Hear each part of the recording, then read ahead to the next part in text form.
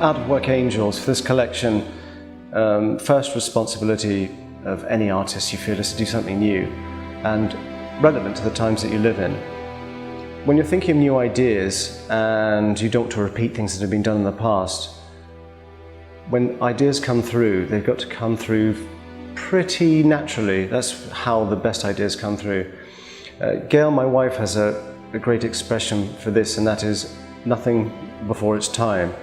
And that always rings true.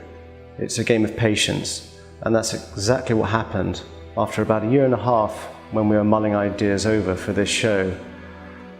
We came across this article on this Irish writer, a woman from Dublin called Lorna Byrne, who's written many books on angels. Very movingly, she says that everybody is surrounded by groups, not one guardian angel or one guide, huddles of angels, vying for your attention, desperately trying to help you.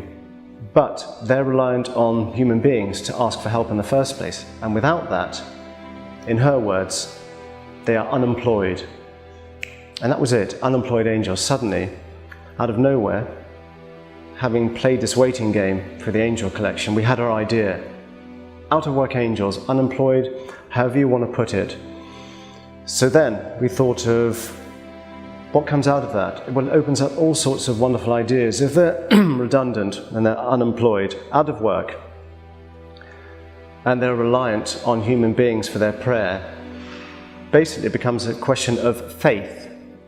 So that sets the stage. That is a springboard. It's about faith, and that having huge implications in heaven, and those implications and waves affecting Earth as well. So there's some fallout on Earth. So you ask yourself interesting questions about how does this affect angels physically? If they lose their divine power, do they lose their ability to fly? And on their descent to Earth, do they fall prey to human vice, temptation, sin? Well, for the sake of this collection, yes, they do. Ultimately, I think this display is about judgment, whether you find your God at the bottom of a whiskey bottle, at the church, through Buddhism, whatever your faith is, there is something very important about searching for something that is outside of yourself, something you have to hold on to that takes you with comfort and strength through times of terrible adversity. And it's not for us to judge how you do that. My paintings explore the possibility of faith and its many interpretations. And I hope people find this engaging and they can relate to these characters, that they are not intimidating biblical creatures who are there to judge you. They are us, they are reflections of us.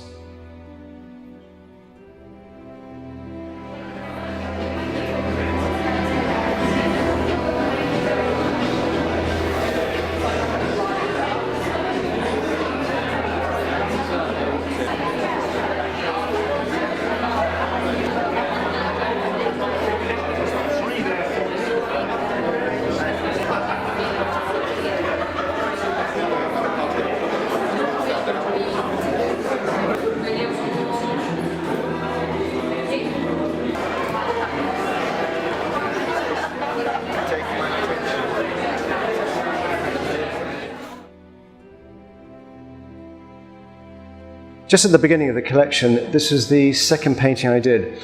And the reason this was only the second one in and this big is I really wanted to just really try something on a different scale. The whole focus of this piece, from my mind, and it's open to interpretation obviously, was the face. To me, it echoed all the old religious paintings around the Baroque times. I think of Raphael, I think of Michelangelo, the Madonna, that lovely faraway look in the eyes, and that's something that I really wanted to capture, but for very, very different reasons. She has that faraway look in her eyes because she's slightly the worse for wear with this bottle of vodka in her hand. Yet, what I also wanted to portray was something that had dignity. She's not lost, she's down, but she's not out, and that's the important thing about this piece. And the whole scale of it, for me, was a very rewarding thing to do, because on a technical side, you have her face, you have the eyes, the subtlety of the eyes, but you have these huge, great wings, which actually enjoy, but it's very good fun to do, great splodges of paint. The blouse, totally different texture. the delicacy of the hands, and this big chunky, the big chunky brush strokes of this denim skirt. So technically it was a real joy to do. And as my second painting in, I think, paved the way for the rest of the collection. One of the other paintings that I think takes the collection in a different direction, adds depth to it, is this, Old Faithful. For me, the title says everything. Old Faithful is this lovely character here, this Rottweiler. And to me, said something about homelessness. And that's essentially where a lot of these angels find themselves, as homeless. There's also something very special about a relationship. If you've met these people on the street, very often their dogs are off leash, very well behaved. They're not strange, they're not defensive when people come and approach them and want to talk to them.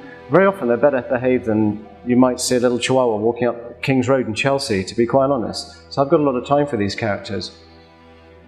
But I really love the idea of an angel, like a guardian angel, having her own guardian angel, which is this dog. So she's safe.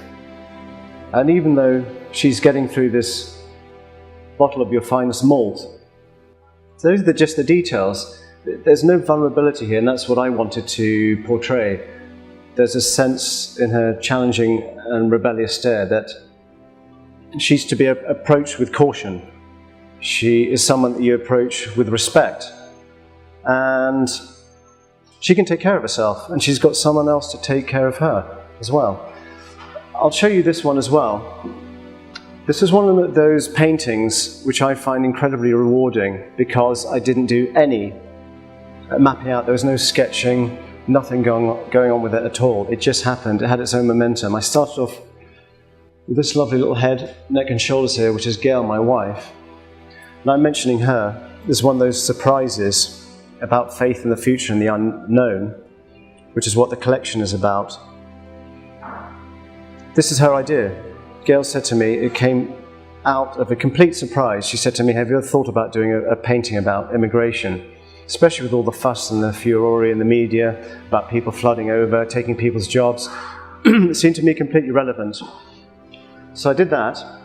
We were initially going to have like a world border security, but that seemed perhaps a little bit too literal. So it's nice that they just go off into infinity. There's movement there, and you can interpret where they're going. That's up to the viewer. But as I started doing it, it wasn't planned. I started with her, and I did him, and suddenly it became about couples, and I started with her. This is one of Gail's cousins. Then him. So it moves the eye along the entire painting like this. It sort of does this with those wings, the black wings punctuating that little horizon line, and it does this curve like a big C, and takes you to this character here. Now this to me is really open to interpretation. You could think of him as a really pesky queue barger, like somebody's just jumping in. For my own sentiments, I thought it was really nice to imagine him as a saviour of all these angels. Throughout the whole collection, they've got lost. In their descent to earth, they don't know where they're going. They're mooching about, they have no direction, they've lost their purpose. But this character suddenly ascends, and he notices him. And he's there to be the beacon of light, to show, I can take you out of this situation. You can return back to your original state, which is one of purity, essence. And that's the light at the end of the tunnel, which is, I think, he offers. And to me, it was a very important sentiment to include in the collection. Optimism, hope, which is ultimately what we're looking for. No matter what we've gone through, he's going to show them the way.